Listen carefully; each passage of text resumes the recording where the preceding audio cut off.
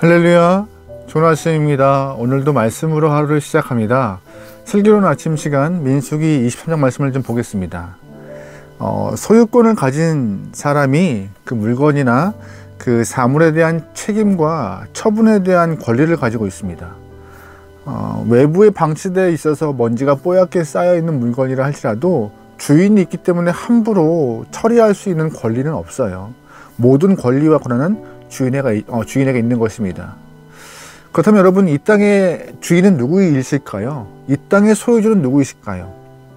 이 땅은 누구에게나 방치되어 있는 어떠한 것이 아니라 만든 분의 소유물입니다. 다시 말해서 이 땅은 창조하신 하나님의 소유고 하나님이 처리하실 권한이 있는 것이죠. 사람도 마찬가지입니다. 세상에는 선한 사람, 악한 사람, 또한 다양한 사람들이 참 많은데 그 모두의 소유물은 바로 소유주는 하나님이십니다. 하나님이 창조하시고 만들었기 때문에 모든 사람의 소유주는 하나님이신 거예요.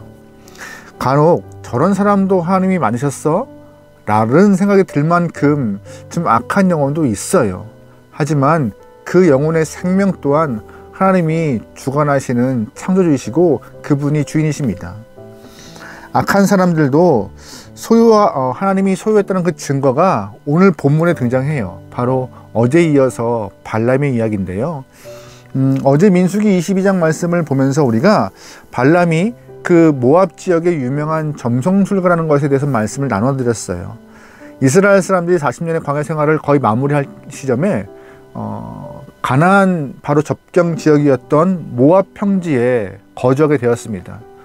모압 입장에서는 이스라엘 사람들이 모압 평지에 있는 광야라 할지라도 모압 땅에 있는 것이 불편하잖아요. 내몰고 싶었지만 자신들의 힘이 약하여서 내몰 수가 없었고, 그래서 모압 왕 발락이 그 당시에 지역에서 유명한 그런 점성술가 발람에게 이스라엘을 저주하여서 내쫓고 싶어 했습니다. 그래서 발람에게 부탁을 하죠. 사람들을 보내어서 네가 저 사람들을 저주하면 이 땅에서 나갈 것이다. 많은 물질들을 너에게 보답할 것이다 라고. 발람은 근데 믿음이 없는 사람이었지만 하나님을 향한 두려움과 하나님의 존재를 알고 있었기 때문에 함부로 이스라엘을 저주하지 않고 하나님께 묻고 답을 얻겠다라는 아주 독특한 제스처를 취합니다. 근데 놀랍게도 하나님이 발람에게 응답하시는 것이 어제 이야기했어요. 첫 번째, 하나님께서 발람에게 하신 말씀은 가지 마라, 발락과 함께 가지 마라 라는 말씀을 하셨습니다. 그래서 발람도 모압 왕 발락과 하지 않기 위하여서 거부를 했지만 한 번 더 모압 왕 발락이 발람에게 회유를 합니다. 더 높은 고관을 보내고 더 많은 물질과 나중에 명예를 약속하면서 회유를 하는 모습이 보여주죠. 그때 발람은 한 번 더 하나님께 물어보겠다 하면서 주님께 응답을 구했지만 하나님은 상황을 좀 열어놓으시면서 발람과 함께 가긴 가되 하나님이 명하시고 하나님이 허락하신 말만 하라고 딱 단정을 지어 놓습니다. 그래서 발람은 자신의 나귀를 타고 모압 왕 발락에게 향하는 과정의 어제 이야기였습니다. 오늘에 보면은요, 오늘은 그 말씀이 이어지는 상황이에요. 이제 발람이 발락과 함께하여서 이스라엘 사람들이 보이는 곳에 와 있어요. 그리고 또한 모압 왕 발락이 단을 쌓아놓고 미리 재물을 다 얹어놓고 이제 발람이 와서 저주만 하면 되는 상황이 놓여진 것입니다. 근데 그때 모압 왕 발락이 발람에게 저주를 부탁해요. 저주하라. 단도 쌓고 이제 숫송아지와 순양을 통하여서 재물 다 드렸으니 저주하라고. 그런데 그때 바로 점성술가 발람이 저주하지 않고 하나님께 묻겠다고 한 번 더 하는 말씀이 있죠. 그때 하나님이 발람에게 말씀하세요. 그래서 발람이 모압 왕 발락에게 이런 말을 합니다. 10절 말씀이에요. 야곱의 티끌을 누가 늑이 세며 이스라엘 4분의 1을 누가 셀고 나는 의인의 죽음을 죽기 원하며 나의 종말이 그와 같기를 바라노라 하매. 아멘. 무슨 말이에요? 하나님이 발람에게 하시는 이야기를 통하여서 발람이 모압 왕 발람에게 했던 이야기예요. 10절 말씀이 이스라엘 사람들이 너무 많아서 내가 함부로 이렇게 저주할 수가 없다. 이스라엘 사람들의 4분의 1조차 나는 세는 것이 버거운 일이다라고. 그러면서 이런 말 하죠. 나는 의인의 죽음을 죽기 원한다. 무슨 말이냐면은 나는 정직한 사람들처럼 정직을 통하여서 정직을 유지하고 싶다. 괜히 그 이스라엘 사람들에게 정직하지 않은 말, 저주를 퍼부어서 나 하나님한테 혼나고 싶지 않다는 말을 하고 있는 것이에요. 하나님의 백성을 저주했다가 내가 오히려 거짓말을 해서 죽임 당하는 꼴을 대고 싶지 않으니 나 저주 원치 않다라고 거부하는 모습이 10절 이하에 또 나옵니다. 모압 왕 발락은 높은 명예도 허락하고 또한 많은 물질도 허락하면서 그를 이스라엘 땅에 저주를 붓기 위해서 발람을 불렀는데 발람은 저주는커녕 오히려 하나님이 위대하시다. 이스라엘 사람들은 저주받을 일이 없다라고 그렇게 말하고 있으니 발락 입장에서는 당황스러운 거예요. 혹시 바로 눈앞에 이스라엘 사람들이 있기 때문에 지금 겁을 먹었나? 그래서 모압 왕 발락이 발람을 데리고 다른 곳으로 이동하여서 저주해달라고 말합니다. 이스라엘 사람들이 보이지 않는 곳에서 저주할 수 있지 않을까 하는 마음에.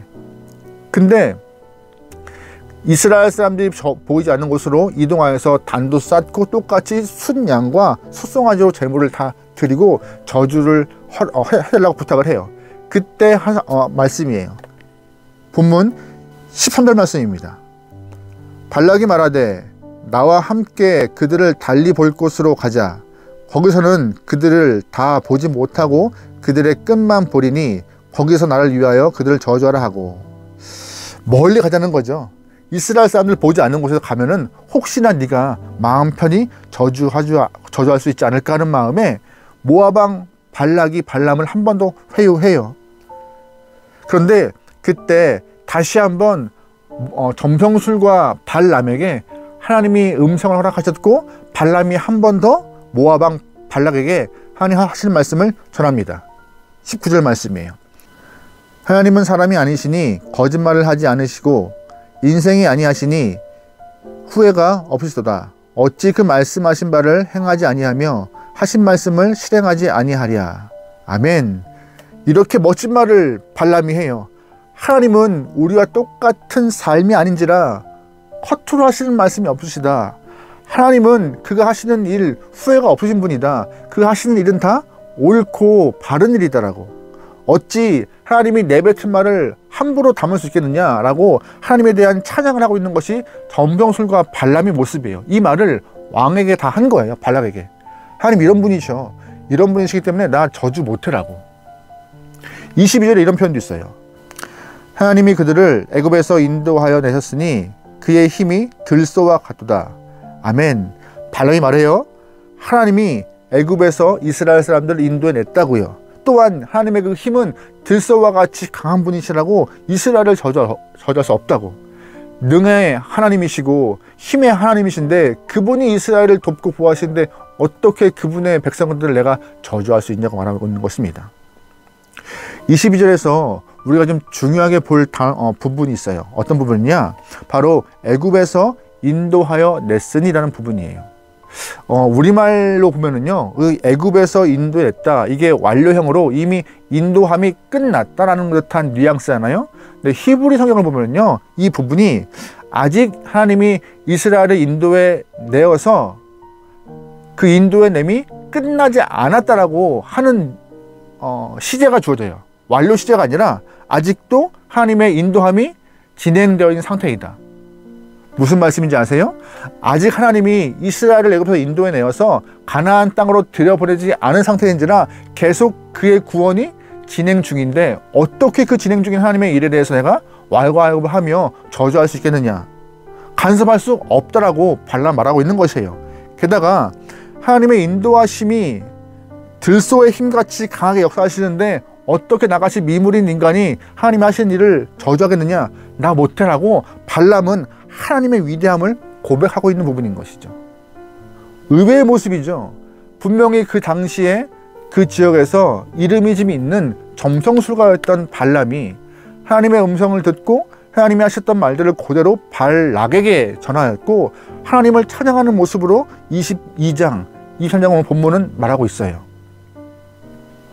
점성술가 발람은요, 좀 악한 사람 같이 나오고 탐욕스럽고 명예욕이 좀 있으며 거짓술사의 모습으로 나오지만 정작 그의 입을 열어서 하는 말들은 다 하나님을 향한 고백과 인정과 찬양의 모습이었습니다.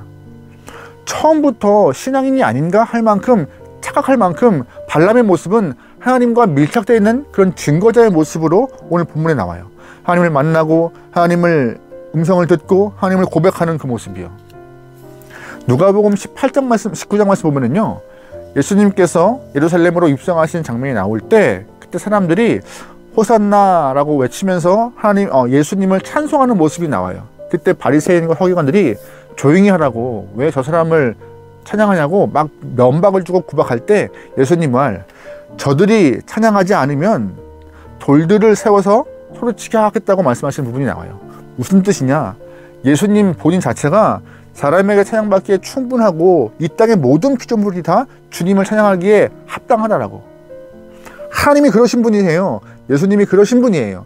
찬양받기에 합당한 분이시고 모든 피조물의 주인이셔서 인정받기에 온당한 분이시라고요.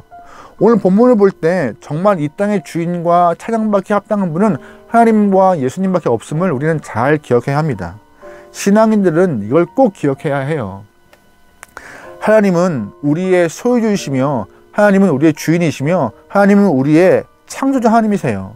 그러기에 다른 어떤 것보다 우리가 입을 열어서 주님을 고백하는 일에, 찬양하는 일에 열심과 열정을 다해야 하는 것입니다.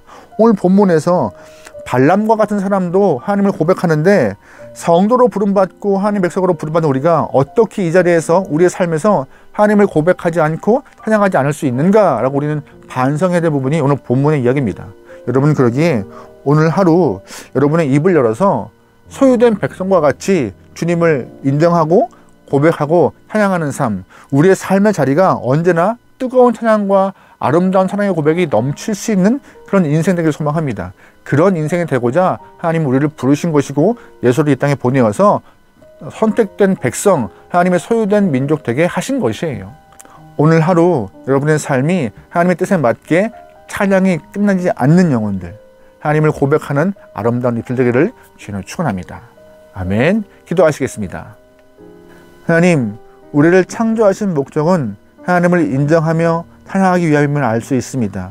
그러기에 그 창조의 목적에 마땅하도록 우리의 삶이 주님을 고백하는 데 부끄러움 갖지 않고 자랑스러운 마음으로 뜨거운 사랑을 담아 주님만 고백할 수 있는 성도가 되게 도와주소서. 다른 것 바라보지 않습니다. 위대하신 주님을 인정하며 주님과 동행하기 원하오니 오늘 하루 찬양하는 자, 하나님을 예배하는 자, 주님을 인정하는 자, 증거하는 자의 모습으로 우리의 삶에서 주님을 높일 수 있게 허락하소서. 모든 걸 맡기오며 예수님의 이름으로 기도합니다. 아멘.